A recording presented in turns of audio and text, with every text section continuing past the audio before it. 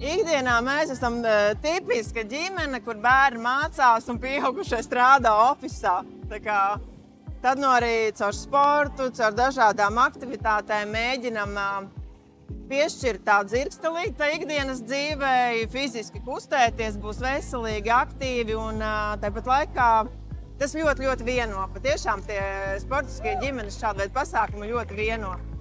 Un šodien cenšamies turēties kājās, jo pēc vakardienas orientēšanās nakts nav maz tik viegli.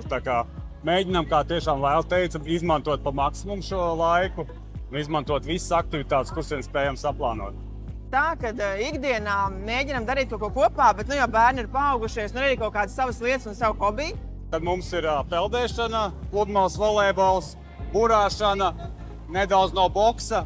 Un tad vēl kaut kas pārējais, visu, ko var paķert līdzi.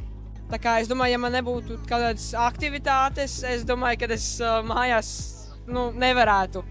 Man sportot patīk, bet man nepatīk mājās, piemēram, pie televizora visu dienu nosēdēt. Man vajag kaut ko darīt vienkārši. Droši vien tā ir tāda parauga rādīšana, jo patiesībā, ja mēs skatāmies uz saviem bērniem, viņi lai vai kā, bet mēģina tos vecākus vienmēr kopēt. Tas arī ir tas rezultāts. Piecelies pats un piecelsies arī pārējie.